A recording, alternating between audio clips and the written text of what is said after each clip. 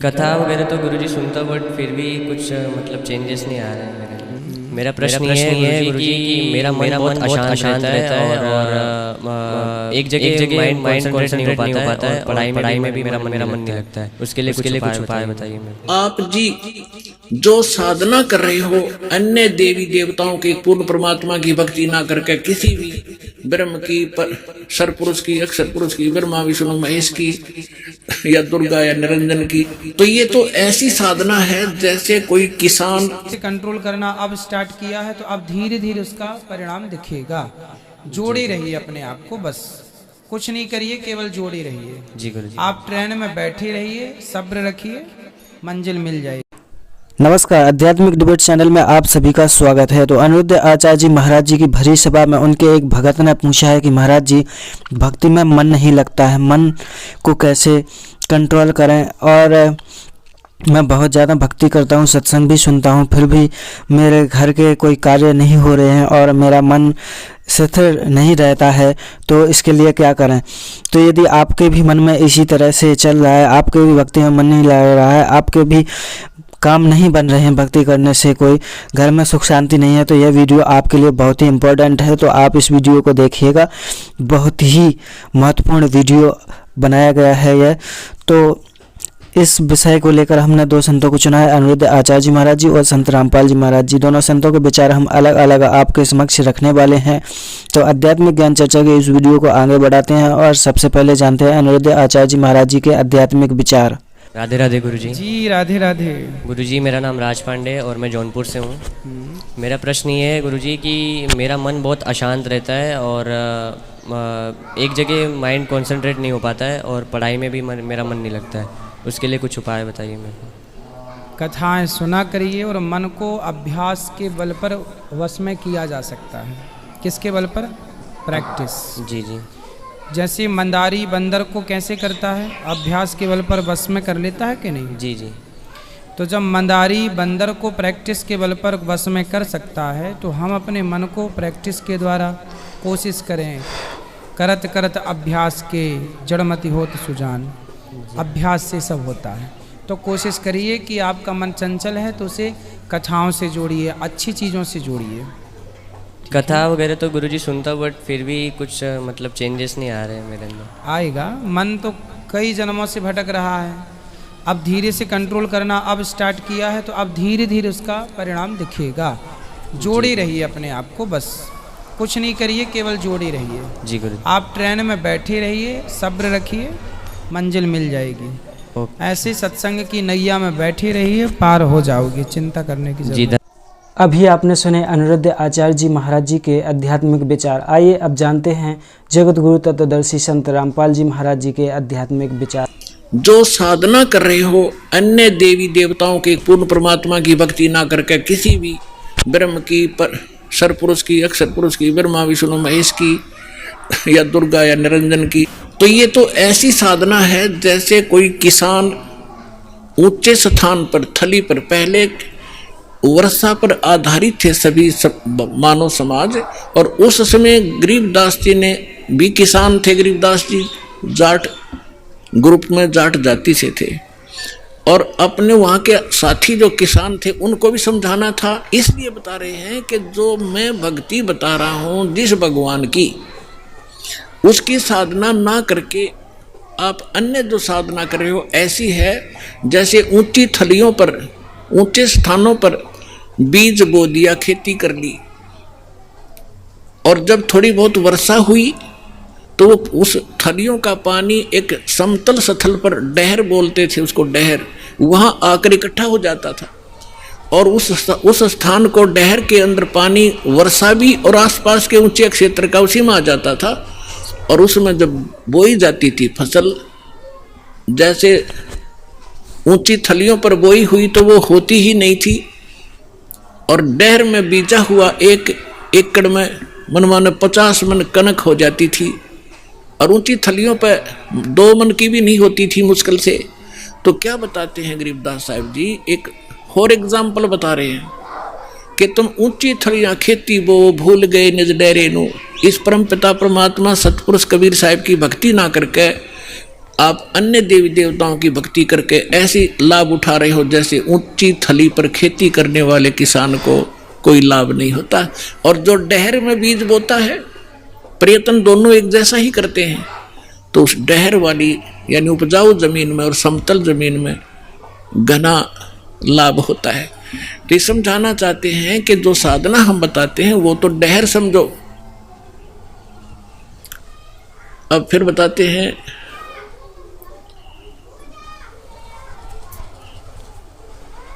गोता मारू स्वर्ग में जा बैठू पाताले, गरीबदास ढूंढता फेरूं अपने हीरे मोती लाल। चारों युग में मेरे संत पुकारे और कूक कहा हम हेल रे, हीरे माणिक मोती बरस ये जग चुगता ढेल रे। परमात्मा कबीर जी से प्राप्त ज्ञान को कैसे विश्लेषण कर रहे हैं गरीबदास जी। कबीर साहब बता रहे हैं कि चारों युगों में मैं आया, अच्छी आत्माओं को मिला, उनको तत्व ज्ञान और यथार्थ स्थान से परिचित करवाया, सतभक्ति से परिचित कराया। और ये चारों युग में संत पुकारे और कूक कहा हम हेल रे, हीरे माणिक मोती बरसे ये जग चुगता ढेल रे। हम तत्व ज्ञान और यथार्थ साधना रूपी हीरे मोती लालों को बखेर रहे हैं, और आप जी इस ज्ञान से परिचित न होने के कारण इन लाल और हीरे मोतियों को ग्रहण ना करके कंकर पत्थर, आन उपासना रूपी कंकर पत्थर इकट्ठे कर रहे हो, जो तुम्हें बाद में कोई लाभ नहीं देगी, दुर्गति होगी आपकी।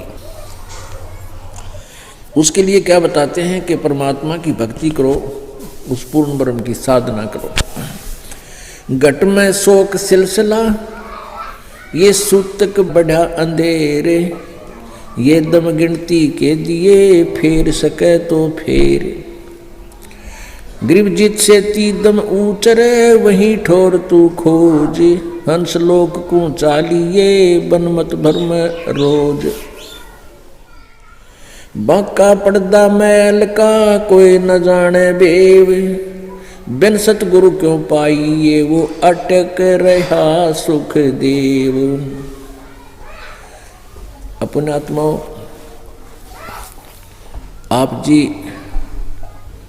सतयुग से आज तक का हिसाब लगाइए। आप जी का जन्म सतयुग में भी हुआ है, और सतयुग के अंदर आपकी आयु 1 लाख वर्ष थी, और उस समय बहुत यहाँ पर सुविधा सुख था। सबसे पहला तो ये था कि अकाल नहीं गिरा था, दूसरा ये था कि शरीर स्वस्थ रहता था, घने बाग बगीचे, जंगल, फलदार वृक्ष, सुगंधित फूलदार पेड़ पौधे, बहुत ही अपने आप ऑटोमेटिकली परमात्मा की कृपा से सतयुग में ऐसी व्यवस्था होती है। शुद्ध प्रदूषण नहीं होता, शरीर मजबूत होता है, लंबी लंबी बहुत ही लंबा, क्योंकि प्रदूषण के प्रभाव से वायुमंडल में हमारे ऊपर दबाव बढ़ता जा रहा है, और खान पान कमज़ोर हो गया, इसलिए हमारा शरीर का साइज कम होता जा रहा है। और पहले प्रदूषण था नहीं, वायुमंडल का इतना दबाव नहीं था, शुद्ध हवा थी, बहुत ज़्यादा वन थे, ऑक्सीजन की कोई कमी नहीं थी, तो अच्छा आहार था, मजबूत शरीर था, लंबे लंबे सैकड़ों फुट ऊंचाई मनुष्य की होती थी मानव शरीर की, और लाखों वर्ष जीवन होता था। पिता से पहले पुत्र की मृत्यु नहीं होती थी, क्योंकि पुत्र बड़े वफादार और आज्ञा के पालन करने वाले होते थे, और पुत्र की मृत्यु, ऐसे प्यारे पुत्र की मृत्यु हो जाए तो पिताजी जो है बहुत दुख पाता था। तो उस समय पिता से पहले पुत्र की मृत्यु नहीं होती थी, क्योंकि ऐसे शुभ संस्कारी प्राणियों का जन्म सतयुग में होता है। और पत्नी जो है कभी विधवा नहीं होती थी, स्त्री विधवा नहीं होती थी। और फिर क्या हुआ कि हमने भक्ति ठीक करी को ना, जैसे आप जी हो, अब आप जी अब धीरे धीरे परमात्मा की कृपा हो रही है, लाखों कई लाखों की संख्या में आप हो गए हो और आप जी साधना कर रहे हो। पहले परमात्मा कबीर जी आए थे, 64 लाख शिष्य हुए थे कबीर परमेश्वर जी के, और उन 64 लाख को परमात्मा ने सत भक्ति करवाई थी। लेकिन हम परमेश्वर को पहचान नहीं सके क्योंकि हम अशिक्षित थे, हम सदग्रंथों से परिचित उस समय थे नहीं, जिस कारण से हम अपने भगवान को ना पहचान कर उनसे दूर हो गए। कबीर परमेश्वर जी आए तो उस समय वो ज्ञान सुनाया करते थे। ज्ञान सुनने के लिए बहुत से लोग एकत्रित हो जाते थे। परमेश्वर कबीर जी कहीं भी खड़े हो जाते थे, अपने आप आवाज़ लगानी शुरू कर देते थे। परमेश्वर की सुरीली आवाज़ सुनकर, और इस वाणी के अंदर परमात्मा की जो अमृत वाणी है, ये अमर ज्ञान है, मूल ज्ञान है, इसमें बड़ी कसक है, ये आत्मा को झंझोड़ देती है। परमात्मा के शब्द दोहे पढ़ कर देखो, अपने आप कसक बनती है, खिंचाव बनता है। तो ऐसे परमेश्वर खड़े होकर के कबीर जी कहीं पर भी अपने आप बोलने लग जाते थे, उच्चारण करने लग जाते थे इन वाणी को, ऊंचे स्वर में आवाज़ लगा लगा के।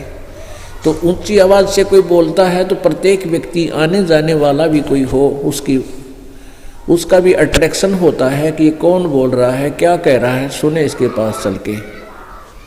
तो ऐसे कई सैकड़ों की संख्या में लोग जमा हो जाया करते थे और परमात्मा 2-2 घंटे सत्संग खड़े खड़े बोलते रहते थे। ऊंची आवाज़ उसकी परमात्मा की लीला, कितने भक्त क्यों ना होते उसी को स्पष्ट सुनाई देता था। कुछ लोग तो उनकी कृपा से जो वहाँ एकत्रित होते थे, परमात्मा विशेषकर वहाँ जाते थे, जैसे कोई धार्मिक अनुष्ठान हो रहे हों, धार्मिक मेले लगते हों तीर्थों पर, मंदिरों के आसपास, तो वहाँ लोग दुखी जाते थे, मन्नत मानने जाते थे, और कोई 10-10 चक्कर लगा लेता था तो भी राहत नहीं मिलती थी, और परमात्मा के दर्शन मात्र से ही बहुत से स्वस्थ हो जाते थे। इस प्रकार मालिक की शरण में लोग आने लगे। एक ही अटेम्प्ट में, एक ही बार में 10-20 व्यक्ति सुखी हुए।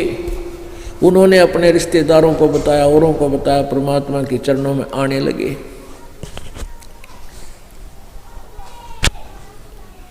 और इस प्रकार लाखों की संख्या में कबीर परमेश्वर जी के अनुयायी बन गए। वो ज्ञान से कम, समाधान से ज़्यादा उनके निकटाए थे, क्योंकि दुखी प्राणी, सतयुग के अंदर ये प्राणी बहुत दुखी नहीं था, और अब कलयुग में अपने पुण्यों को क्षीण करके अब ये गलत साधना करता रहा, उससे कोई लाभ इसको मिला नहीं। अब ये कलयुग में आकर के बिल्कुल पुण्यहीन हो गया, और पुण्यहीन होने से आपदाएं, आपत्तियां, शारीरिक कष्ट, मानसिक परेशानी अत्यधिक बढ़ गई है। और जो साधनाएं आप जी करते थे उनसे कोई लाभ मिल नहीं रहा, उनसे लाभ नहीं मिलता, फिर कहाँ चलते हैं कि किसी झाड़े लवाने पाले पर चलते हैं, जंतर मंतर करवाने के लिए चलते हैं। जो पूजाएं तुम किया करते थे वो किस लिए करते थे? घर में सुख रहे, शरीर में सुख रहे, हम पर कोई आपत्ति ना आवे। और जब उनके करते करते आपत्ति बढ़ गई तो फिर कहाँ चले? कहीं किसी सियाने के पास झाड़ा लवाने, किधर भूत कढ़वाने, या फिर किसी मंदिर में पहुंच गए, वहाँ कहते वहाँ सुख होता है। फिर तुम जो साधना करते थे वो किस लिए कर रहे थे? वो गलत थी। जब तक आप पर आपत्ति नहीं आई थी, आप ये सोच रहे थे कि जो साधना हम कर रहे हैं सही है, और जब आई आपत्ति आई तो उसने कोई राहत नहीं दी, फिर आप दौड़ने लगे, इधर उधर भागे। तो परमेश्वर कहते हैं अपनी वाणी में, पर्वत पर्वत में फिरा कारण अपने राम, राम जैसे संत मिले जिन सारे सब काम।